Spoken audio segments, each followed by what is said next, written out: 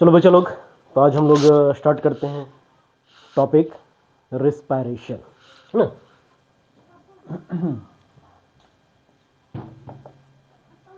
हाँ बेटा,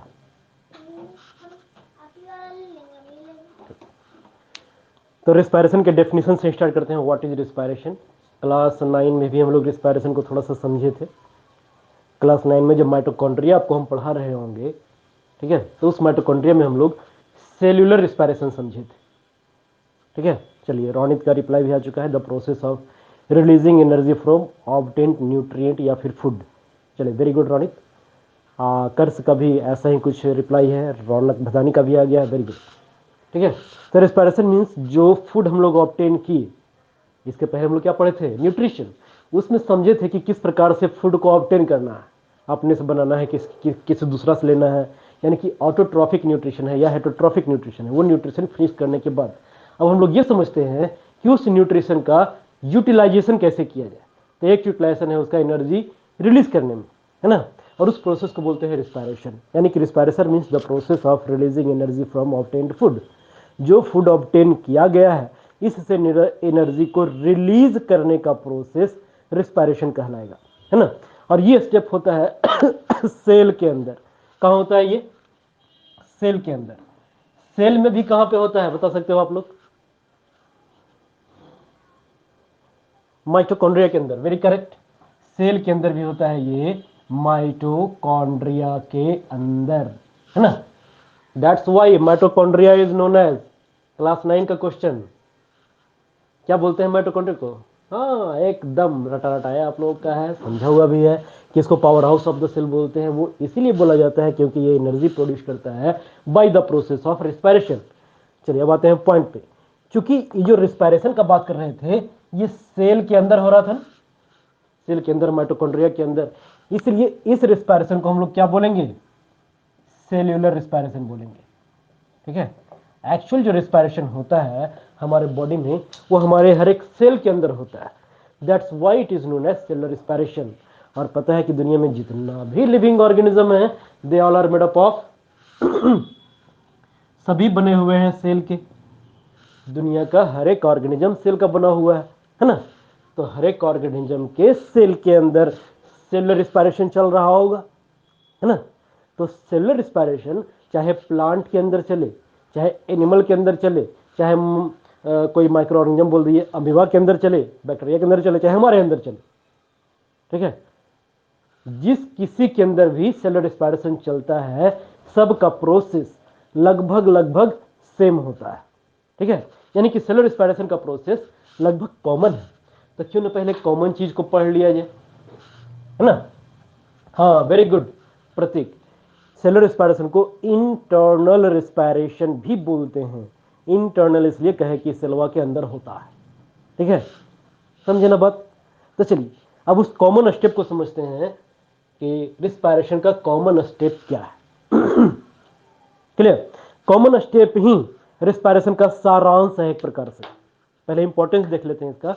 ये जो कॉमन स्टेप अभी बताने जा रहे हैं, इट इज द सारांश, समरी ऑफ रिस्पायरेशन, ठीक है।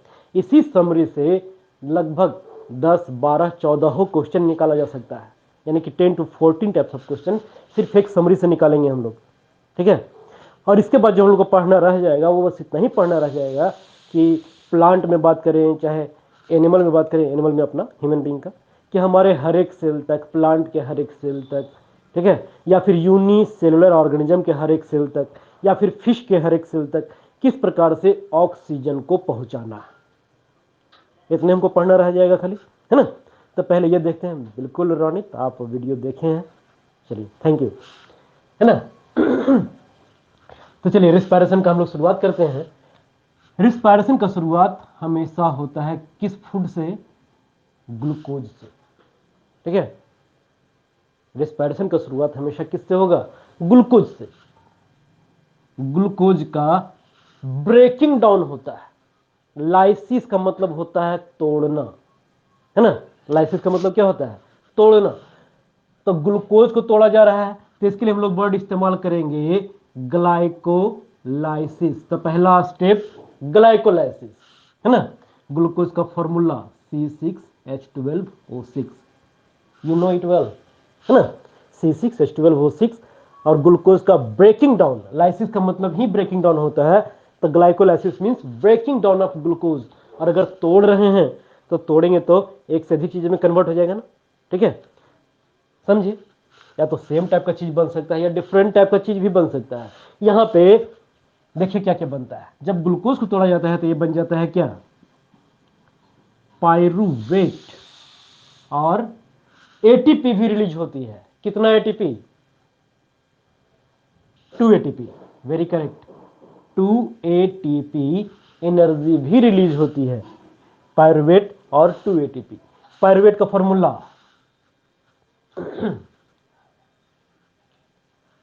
पायरुवेट का फॉर्मूला पता है ना, C3H4O3, ठीक है।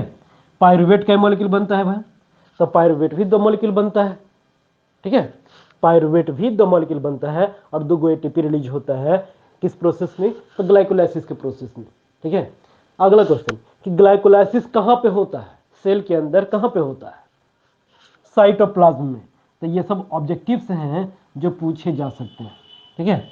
इट अकर्स इन साइटोप्लाज्म, यानी कि अभी माइटोकॉन्ड्रिया में एंट्री नहीं मारा, ठीक है। माइटोकॉन्ड्रिया में ग्लूकोज एंट्री नहीं मारता। क्लास 9 में हम लोग देखे थे, वो समरी करके दिखाया था कि हाँ ग्लूकोज का ब्रेकिंग डाउन होता है और एनर्जी रिलीज होती है, ठीक है। अब यहां पे जाकर के क्लास 10 में थोड़ा सा स्टैंडर्ड ऊपर हो गया हम लोगों का, तो अब समझेंगे ये चीज कि जो ग्लूकोज है ना, ये ग्लूकोज माइटोकॉन्ड्रिया में एंट्री नहीं मारता, माइटोकॉन्ड्रिया में एंट्री मारता है पायरुवेट, ठीक है। क्योंकि ग्लूकोज का तो ब्रेकिंग डाउन कहां पे हो गया यार, साइटोप्लाज्म में ही हो गया ना। तो साइटोप्लाज्म में ये ग्लूकोज ब्रेक होकर के 2 पायरुवेट में कन्वर्ट हो चुका है और 2 एटीपी एनर्जी भी रिलीज कर रहा है। अब देखिए रेस्पिरेशन 2 प्रकार का हो सकता है ना, on the basis of presence और एब्सेंस ऑफ ऑक्सीजन, ठीक है। ऑक्सीजन के प्रेजेंस में या फिर ऑक्सीजन के एब्सेंस में, तो यहां से फिर 2 ब्रांच बना देते हैं, ठीक है। यानी कि 2 प्रकार का हो सकता है, एक ऑक्सीजन प्रेजेंट हो, प्रेजेंस ऑफ O2, और एक हो गया एब्सेंस ऑफ O2, ठीक है। प्रेजेंस ऑफ O2 तो इसको बोलेंगे एरोबिक रेस्पिरेशन, और एब्सेंस ऑफ O2 इसको बोलेंगे एनारोबिक रेस्पिरेशन। तो एरोबिक और एनारोबिक, इसमें क्या होगा ये भी समझ समझ लेना यहीं पे। हाँ अभी एक बच्चा कुछ बता रहा था, उसको हम थोड़ा सा डिस्क्राइब कर देते हैं फिर से। ये जो पायरुवेट का बनना है ना, ग्लूकोज से पायरुवेट का बनना, ये नीचे भी नहीं आता है। ऊपर में एक चीज पॉइंट छूट गया था, अभी हम मैसेज देखे आपका तो हमको याद आया कि हमें चीज छूट गया था, है ना। ग्लूकोज से पायरुवेट का बनना ये ऑक्सीडेशन है या रिडक्शन है, ऑक्सीडेशन है, वेरी करेक्ट। हाँ यही देखो कोई बच्चा लिख रहा था, उसको लगा होगा कि सर लगता है मिस कर रहे हैं, बता देते हैं, वेरी गुड, थैंक यू बच्चे, ठीक है। तो ग्लूकोज से पायरुवेट का बनना ऑक्सीडेशन है, थैंक यू प्रतीक। क्यों ऑक्सीडेशन है, यहाँ पे ऑक्सीजन का इस्तेमाल हुआ नहीं, उसके बावजूद ऑक्सीडेशन है क्योंकि यहाँ पे हाइड्रोजन रिमूव हो रहा है, very good Raunak. And removal of hydrogen is known as oxidation, ठीक है। तो यहाँ पे हाइड्रोजन का लॉस हो रहा है। काउंट करके देख सकते हैं, केमिस्ट्री में आप लोग सीखे होंगे बैलेंस करना किसी भी रिएक्शन को, ठीक है। यहाँ पे हम लोग बैलेंस करके देख लेते हैं। ग्लूकोज में 6 कार्बन के मॉलिक्यूल थे, यहाँ पे भी एक पायरुवेट में है 3 कार्बन, तो 2 पायरुवेट में हो गया 6 गो कार्बन। ऑक्सीजन, एक ग्लूकोज में 6 ऑक्सीजन, तो 2 पायरुवेट में 3 2 6 ऑक्सीजन, बैलेंस्ड है। लेकिन हाइड्रोजन का बात किया जाए तो ग्लूकोज में 12 हाइड्रोजन है, लेकिन यहाँ पे 4 2 8 हाइड्रोजन ही रहा, बाकी का 4 हाइड्रोजन लॉस हो रहा है। That's why it is oxidation state without oxygen, ठीक है, समझे। चलिए ये चीज मिस कर रहे थे, अब यहां तक क्लियर है ना मामला, आगे बढ़ा जाए अब।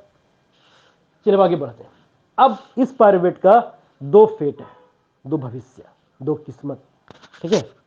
2 चीजें हो सकती हैं इसके साथ, पायरुवेट के साथ। एक, अगर ऑक्सीजन सफिशियंट अमाउंट में मिले तब क्या होगा, और दूसरा कंडीशन कि अगर ऑक्सीजन इनसफिशियंट अमाउंट में मिले या फिर ऑक्सीजन मिलवे नहीं करे, दोनों को हम लोग एब्सेंस ऑफ ऑक्सीजन बोल रहे हैं, ठीक है, या तो ऑक्सीजन प्रेजेंट है तब क्या होगा, या ऑक्सीजन एब्सेंट है तब क्या होगा। ऑक्सीजन प्रेजेंट है तो एरोबिक रिस्पायरेशन होगा, और ऑक्सीजन एब्सेंट है तब एनारोबिक रिस्पायरेशन होगा।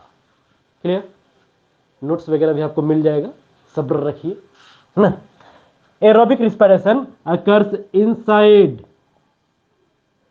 माइटोकॉन्ड्रिया, ठीक है। एरोबिक रिस्पायरेशन माइटोकॉन्ड्रिया में होगा, यानी कि अगर ऑक्सीजन भरपूर अमाउंट में है तब ही पायरुवेट माइटोकॉन्ड्रिया में एंट्री मारेगा, और अगर ऑक्सीजन सफिशिएंट अमाउंट में नहीं रहा तब ये पायरुवेट माइटोकॉन्ड्रिया में एंट्री नहीं मारेगा।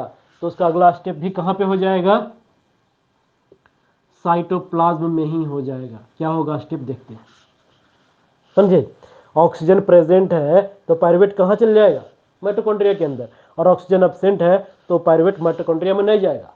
ठीक है, वो बोलेगा भाई ऑक्सीजन में नहीं तो हम कौची करें, जो करना है बाहर में कर लो, है ना, इस प्रकार से। तो माइटोकॉन्ड्रिया इस पायरुवेट को अंदर एंट्री देगा ही नहीं। डन।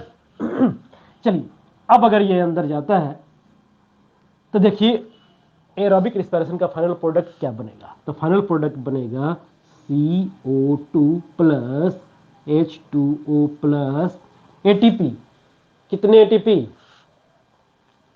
36 ATP। ठीक है, इस माइटोकॉन्ड्रिया के अंदर कितना ATP रिलीज हो रहा है, 36। डन। CO2 ही बनता है, H2O बनता है, और 36 ATP भी रिलीज होता है।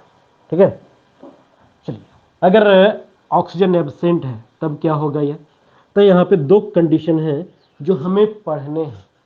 ठीक है, पहला कंडीशन पढ़ना है ईस्ट के अंदर, ठीक है, ईस्ट के अंदर पूछा जाता है, और दूसरा कंडीशन पढ़ना है हमारे मसल्स के अंदर। ठीक है, क्लियर।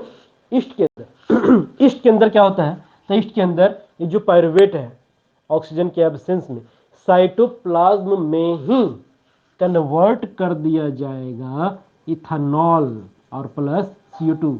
इथेनॉल का फॉर्मूला पता है कि नहीं को, ईस्ट के अंदर का मतलब यह हुआ कि अगर हम लोग ईस्ट का बात कर रहे हो, ठीक है, ईस्ट में अगर रेस्पिरेशन का बात कर रहे हैं तब। क्लियर, समराइज करेंगे थोड़ा देर में। चलिए C2H5OH ये हो गया इथेनॉल, C2H5OH इथेनॉल हो गया। मसल्स के अंदर क्या बन जाता है, हमारे मसल्स के अंदर या किसी भी एनिमल के मसल्स के अंदर बन जाता है लैक्टिक एसिड। ठीक है, this is the summary. Clear, यहां पे किसी एटीपी का जनरेशन नहीं हो रहा, यहां भी कोई एटीपी नहीं बन रहा, है ना। देखिए यही छोटा सा चार्ट है, अब इसी छोटे से चार्ट में ही बहुत कुछ छिपा हुआ है। वन बाय वन हम लोग फिर से समझते हैं। अगर एरोबिक रिस्पिरेशन का बात करना हो, एनारोबिक का बात नहीं करना है। ठीक है, चार्ट का मतलब क्या है, फ्लो चार्ट है ना एक प्रकार से। तो इस फ्लो चार्ट के अनुसार अगर एरोबिक रिस्पिरेशन का स्टडी करना है हमको तो सिर्फ इसी का बात करेंगे। एरोबिक रिस्पिरेशन के दौरान first step glucose is oxidise या break it down in into two pyruvate molecule in cytoplasm. ठीक है, साइटोप्लाज्म में ग्लूकोज के मॉलिक्यूल को ब्रेक किया जाता है, ग्लाइकोलाइसिस का स्टेप होता है और दो पायरुवेट का मॉलिक्यूल बनता है। दोनों पायरुवेट के मॉलिक्यूल इंटर कर जाते हैं माइटोकॉन्ड्रिया में, और ऑक्सीजन के प्रेजेंस में they are broken into CO2 H2O and 36 ATP energy is generated. सिर्फ इसी का बात करेंगे, अभी इसको हम लोग सोचेंगे कि नया है लिखा। ठीक है, अब चलिए अगर पूछा जाए कि एरोबिक रिस्पिरेशन में टोटल कितने ATP रिलीज होते हैं, तो 38 36 यहां पे और 2 यहां पे। ठीक है, इसी को पूछा जा सकता है दो अलग अलग प्रकार से कि एरोबिक रिस्पिरेशन के दौरान फर्स्ट स्टेप में कितना ATP रिलीज होता है, 2।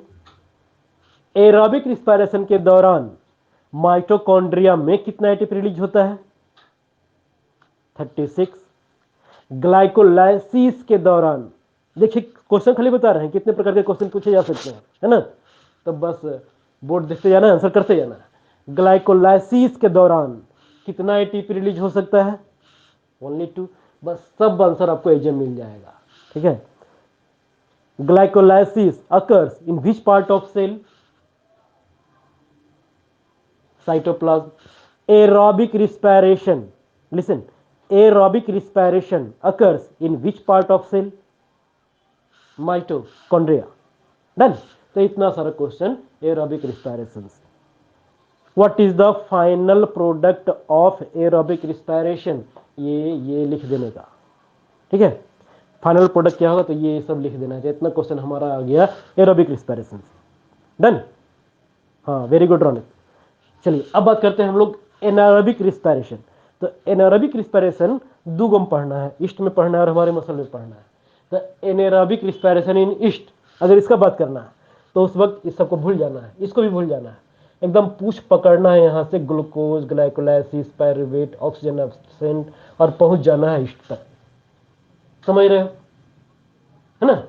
तो इन ईस्ट का मतलब यही हुआ कि जब ईस्ट का चर्चा करना होगा तो बिल्कुल यहां से पकड़ना है इस पूछ को और यहीं तक इसको फोकस करना है, इन दोनों को ब्लर कर देना है, ठीक है। आपके सेल्फी वाले स्टाइल में इन दोनों को क्या कर देना है, ब्लर। ना ही देखना है उस वक्त, खाली इसके बारे में समझने का हम लोगों को। समझे ना बात। तो चलिए बात करते हैं ईस्ट में। ईस्ट में रिस्पायरेशन कैसे होता है? तो ईस्ट में भी रिस्पायरेशन का शुरुआत किस मॉलिक्यूल से होगा? ग्लूकोज। ईस्ट में भी पहला स्टेप क्या होगा? ग्लाइकोलाइसिस, ठीक है। ईस्ट में भी पायरुवेट बनेगा, लेकिन ऑक्सीजन के एब्सेंस होने की वजह से ईस्ट में इसी पायरुवेट को कन्वर्ट कर दिया जाएगा इथेनॉल में और CO2 में, ठीक है। टोटल कितना एटीपी का जनरेशन हुआ? सिर्फ 2 एटीपी, ठीक है। और वो जो 2 एटीपी रिलीज हो रहा है वो भी किस स्टेप में? फर्स्ट स्टेप की लास्ट स्टेप? फर्स्ट स्टेप में, ठीक है। वही पहले ही स्टेप में, बाद के स्टेप में किसी एटीपी का जनरेशन नहीं होता, ठीक है। और ये जो इथेनॉल है ना, C2H5OH, इथाइल अल्कोहल, ये वही अल्कोहल है जिसका इस्तेमाल लोग, समझ रहे हो ना, किस चीज में करते हैं? पीने में। पानी है, पानी है। खाली एग्जाम्पल दे रहे थे कि तो इसी इथेनॉल का इस्तेमाल लोग पीने में करते हैं। यानी कि जितना भी बीवरेज कंपनी है, दारू वारू को फैक्ट्री, दारू वारू की कंपनी, विजय माल्या जैसे लोग, वो सब किस ऑर्गेनिज्म का इस्तेमाल करते होंगे अल्कोहल बनाने में? Now you can guess. Yeast का इस्तेमाल, है ना। तो ईस्ट का जब इस्तेमाल करते होंगे तो सबस्ट्रेट के रूप में, सबस्ट्रेट मतलब किसका इस्तेमाल करके अल्कोहल बनाया जा सकता है? तो सबस्ट्रेट के रूप में किसका इस्तेमाल करते होंगे? ईस्ट तो हो गया ऑर्गेनिज्म, ठीक है। सबस्ट्रेट के रूप में कोई भी ऐसा चीज जिसमें क्या मिलता हो? ग्लूकोज, ठीक है। सबस्ट्रेट का मतलब किससे बन रहा है वो, ठीक है। सबस्ट्रेट का मतलब किससे बन रहा है वो, है ना। तो ईस्ट देंगे और साथ में कुछ भी मीठा चीज, जैसे कि चावल दे सकते हैं, गन्ना का रस दे सकते हैं, गुड़ दे सकते हैं, अंगूर का रस दे सकते हैं, काजू का रस दे सकते हैं, ठीक है। कुछ भी चीज का इस्तेमाल करके दारू बनाया जाता है, अल्कोहल बनाया जाता है। क्लियर, समझिए बात। अब जिस मटेरियल का इस्तेमाल करके इथेनॉल प्रोड्यूस किया जा रहा है, उसी हिसाब से उस इथेनॉल का, उस दारू का रेट होता है, समझे। कोई दारू काफी महंगा होता है, कोई दारू एकदम से सस्ता, पाउच पौवा, समझ रहे हो। तो जितना सस्ता मटेरियल का इस्तेमाल करेंगे हम लोग इथेनॉल बनाने में, यानी कि जितना सस्ता सबस्ट्रेट होगा वो उतना सस्ता। हाँ, प्रतीक रंजन को देखो आइडिया है, चावल वाला पौवा, महुआ, है ना। कैटरीना कैफ को भी आइडिया है, पौवा चढ़ा के आती थी बेचारी। तो इथेनॉल जैसे सबस्ट्रेट का इस्तेमाल करके बनाया जाता है उसी हिसाब से उसका रेट होता है, लेकिन सब इथेनॉल इथेनॉल ही होता है। ये नहीं कि बड़ी महंगा पी रहे हैं तो भाई हम बड़ी A1 क्लास का इथेनॉल पी रहे हैं। इथेनॉल तो यार वही है ना, अब A1 क्लास का हो चाहे D1 क्लास का हो, ठीक है। तो ये पीने से बचना चाहिए, हम इसका पैरवी नहीं कर रहे हैं, ठीक है। तो यार नीचे में लिखा जाना चाहिए, drinking alcohol is injurious to health, जब हम ये बात बता रहे थे। क्लियर है यहां तक? समझे यहां तक मामला क्लियर है? चलिए अब हमारे मसल्स का बात करते हैं। हम लोगों के बॉडी में एरोबिक रिस्पायरेशन होता है, नो डाउट, ठीक है। हम लोग की बॉडी में एरोबिक रिस्पायरेशन ही होता है। चलो बच्चा, अब अल्कोहल से बाहर निकलो आप लोग। अब आते हैं हम लोग अपने मसल्स की ओर, ठीक है। हाँ, alcohol is injurious to health, very good. तो उसका चर्चा फिनिश। यहाँ तक समझ में आया ना? हंसी मजाक भी हो गया हम लोग। अब चलते हैं थोड़ा सा पढ़ाई की ओर। तब चलते हैं हमारे मसल्स की ओर, है ना। अगर अपना बात करें हम लोग, तो हमारे बॉडी में एरोबिक रिस्पायरेशन होता है, नो डाउट। हमेशा एरोबिक रिस्पायरेशन ही होता है, लेकिन कभी कभार एनारोबिक रिस्पायरेशन भी हो जाता है। अब वो कभी कभार का मतलब क्या हुआ? कभी कभार का मतलब होता है विग्रस एक्सरसाइज, ठीक है, ज्यादा वर्क, हद से ज्यादा अगर काम करते हैं, तब हमारे बॉडी में मसल्स में लैक्टिक एसिड बनने लगता है, ठीक है। अब बात यह रहा कि टू मच वर्क, हद से ज्यादा वर्क का मतलब क्या हुआ, ठीक है। हर किसी के लिए वो हद, लिमिट अलग अलग है, हर किसी के लिए अलग अलग है। एक उदाहरण लेके चलते हैं, ठीक है। जैसे आप भी खेलते होंगे, अभी खेलने का उम्र है, खेलना चाहिए। इस काल में हम लोग नहीं खेल रहे हैं, बाहर आउटडोर गेम नहीं खेल रहे हैं, लेकिन बच्चों को आउटडोर गेम खेलना चाहिए। तो हर किसी का खेलने का एक कैपेसिटी है, ठीक है। अगर भर दिन छुट्टी भी मिल जाता और ये कोरोना काल नहीं होता, तभी अगर आप लोग खेलते तो 2 घंटा 3 घंटा, ठीक है।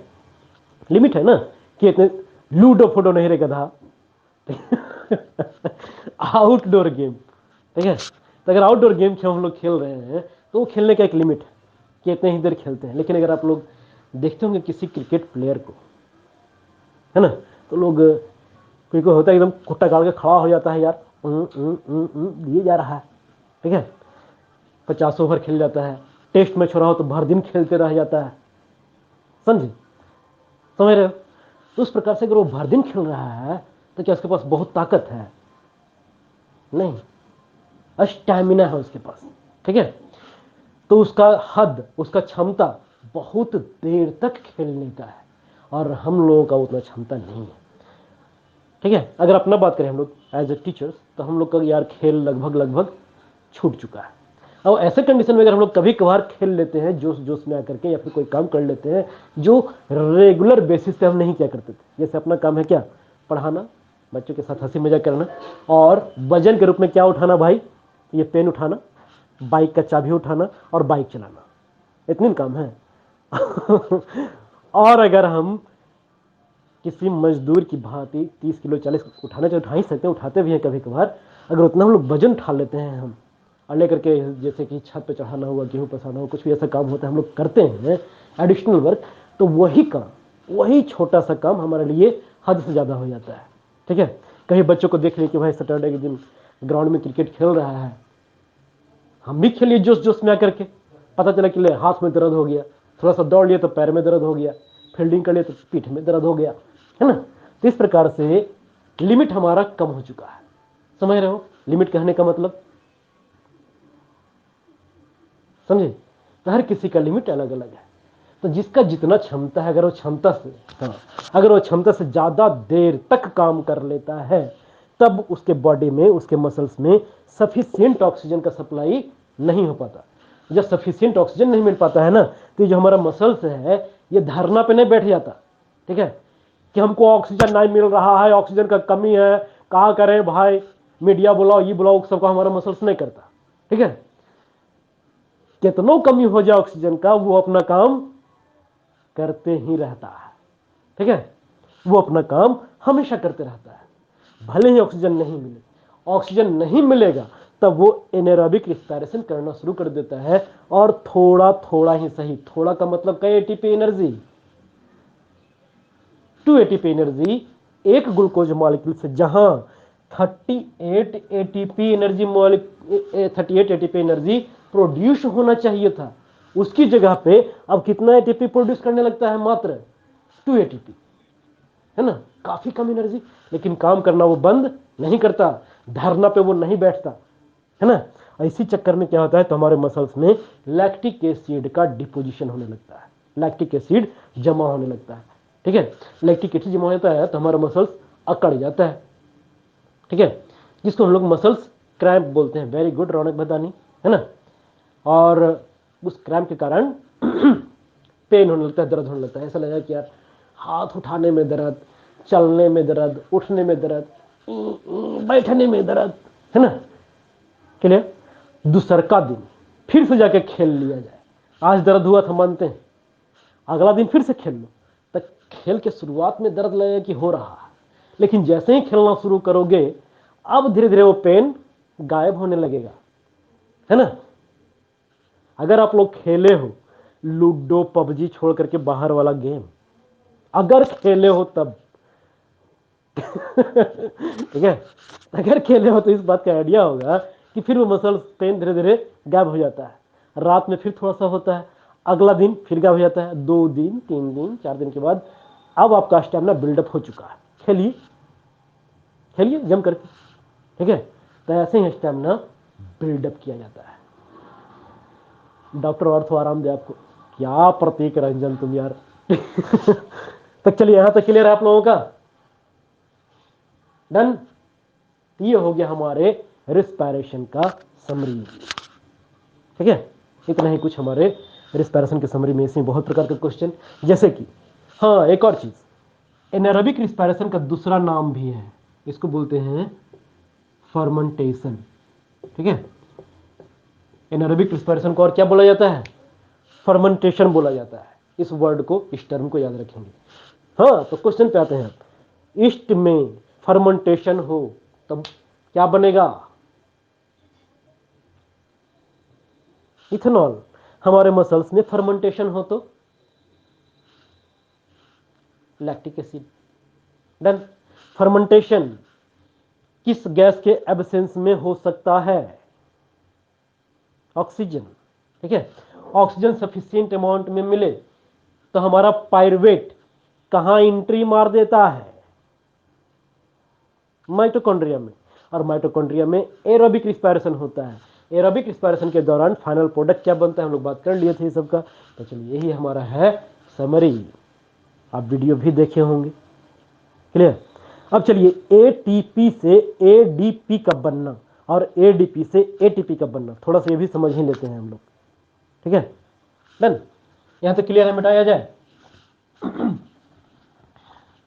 अब देखते हैं कि एटीपी हमारे बॉडी में बनता कैसे है, ठीक है। एटीपी हमारे बॉडी में कैसे बनता है, क्यों उसको हम लोग energy currency of the cell बोलते हैं? क्लास 9 में पढ़े थे, क्लास 9 पढ़े थे कि उसको हम लोग energy currency of the cell बोलते हैं, एटीपी को, ठीक है। पढ़े थे ना रितेश? गुड। हाँ ऑक्सीडेशन, चलिए थोड़ा सा केमिस्ट्री का ही बात हो जाए। बायोलॉजी पढ़ रहे हो तो क्लास में हम बोले थे आपको कि बायोलॉजी के स्टूडेंट हैं आप या बायोलॉजी के टीचर हैं आप, तो you must have knowledge of chemistry also and little bit knowledge of physics also, ठीक है। सब चीज़ का ज्ञान रहेगा तभी आप सही तरीके से बायोलॉजी समझ सकते हैं या समझा सकते हैं सामने वाले को। तो चलिए शुरुआत करते हैं इस चीज़ का केमिस्ट्री से। ऑक्सीडेशन किसी चीज़ का होता है ना, जैसे कि कोई चीज़ बर्न हो रहा हो, अगर इसी को हम जला दें, ठीक है, अगर इसको हम जला दें तो ये जलना भी एक प्रकार का क्या है? ऑक्सीडेशन है ना, एक प्रकार से ऑक्सीडेशन है। और ऑक्सीडेशन अगर होता है तो वहां पे जनरली एनर्जी प्रोड्यूस होता है हीट के रूप में, हीट एनर्जी, ठीक है। एक्सोथर्मिक रिएक्शन होता है, वेरी गुड रौनक, हम वो टर्म खोज रहे थे, एक्सोथर्मिक रिएक्शन होता है, वेरी गुड, ठीक है। ग्लूकोज का ऑक्सीडेशन हो रहा है, मतलब हमारे सेल के अंदर, अब केमिस्ट्री बायोलॉजी मिला के पढ़ रहे हैं, बायोकेमिस्ट्री टाइप का चीज, सेल के अंदर ग्लूकोज का ऑक्सीडेशन हो रहा है, तो बोल सकते हैं कि हमारे सेल के अंदर धीरे धीरे ग्लूकोज जल रहा है, बोल सकते हैं ना, समझने के लिहाज से कि हमारे सेल के अंदर सर ग्लूकोज बर्न हो रहा है। और अगर ग्लूकोज बर्न हो रहा है तो एनर्जी प्रोड्यूस होगा, कौन सा energy? Heat energy, exothermic reaction होगा वहां पे, बिल्कुल लाइक पेट्रोल, लाइक कोल, लाइक कागज, लाइक लकड़ी, ठीक है। Got it? यहां तक क्लियर है। अब अगर वो हीट एनर्जी अचानक से ढेर मनी एक के साथ प्रोड्यूस हो जाए तो हमारे बॉडी का टेम्परेचर क्या होने लगेगा? काफी ज्यादा बढ़ जाएगा, बढ़ जाएगा ना, बेहद ज्यादा। चलिए तो हमारे लिविंग सिस्टम में सेल के अंदर एक टेक्निक बना लिया गया है कि यार जो हीट एनर्जी प्रोड्यूस होगा ना उस एनर्जी का इस्तेमाल करके कोई बॉन्ड बना लो, क्योंकि बॉन्ड बनने में भी एनर्जी लगता है। पढ़े होंगे केमिस्ट्री में, लगता है ना? ठीक है, समझ रहे हो? यहां तक जलाए उससे जो हीट प्रोड्यूस हो रहा था उसका इस्तेमाल करके क्या करना है, कोई बॉन्ड बना लेना है। ठीक है, कोई बॉन्ड बना लिए, ये है बॉन्ड बन गया। अब अगर इस बॉन्ड को ब्रेक किया जाए, ये बॉन्ड बनने में एनर्जी लगा, अगर इस बॉन्ड को ब्रेक किया जाए तो क्या होगा? जितना एनर्जी लगा था ना बॉन्ड बनने में, उतनी एनर्जी रिलीज हो जाएगा। This is the basic, very basic principle of ATP and ADP conversion. ठीक है, बिल्कुल बिल्कुल सही, कंजर्वेशन ऑफ एनर्जी, है ना? तो चलिए, हमारे सेल के अंदर एडीपी मौजूद रहता है। ठीक है, हमारे सेल के अंदर एडीपी मौजूद रहता है, हर एक सेल के अंदर। सेल के साइटोप्लाज्म में भी रहता है, माइटोकॉन्ड्रिया में भी रहता है।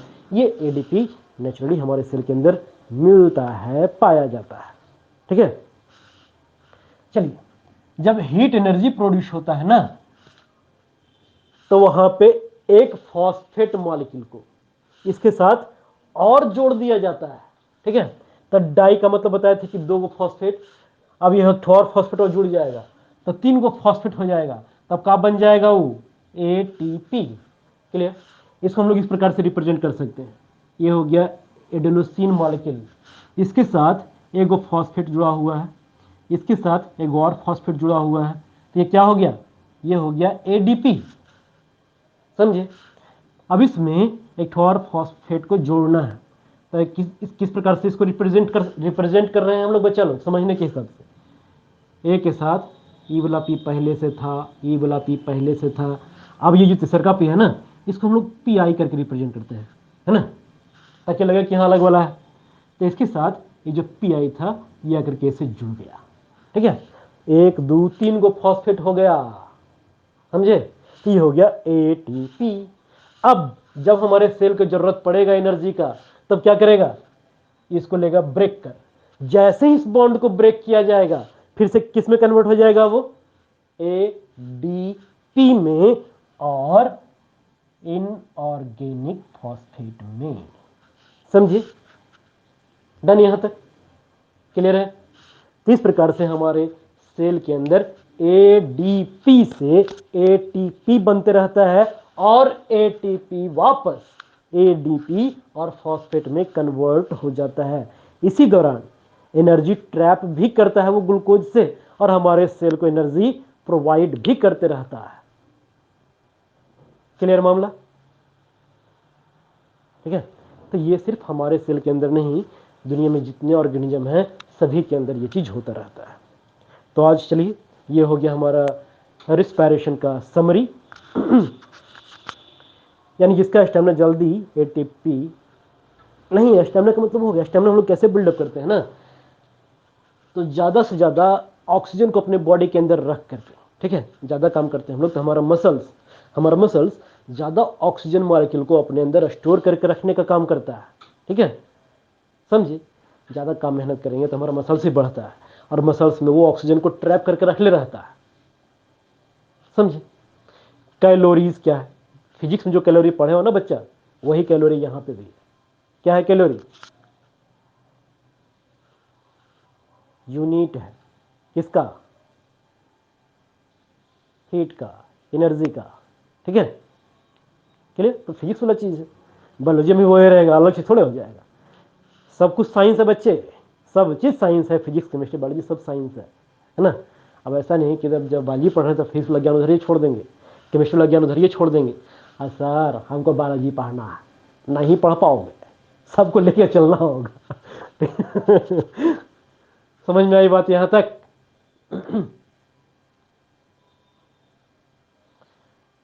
चलो फिर आज फिनिश करते हैं हम लोग यहीं पे, और कल हम लोग, ठीक है, कल हम लोग क्या देखेंगे? कल हम लोग देखेंगे डिफरेंट डिफरेंट ऑर्गेनिज्म में। शुरुआत करेंगे यूनिसेलुलर से, यूनिसेलुलर में कैसे होगा, फिर देखेंगे कि फिश में, फिर देखेंगे प्लांट में, फिर देखेंगे कुछ और ऑर्गेनिज्म में। ठीक है, और लास्ट में हम लोग को ह्यूमन बींग में अपने में ही पढ़ना है।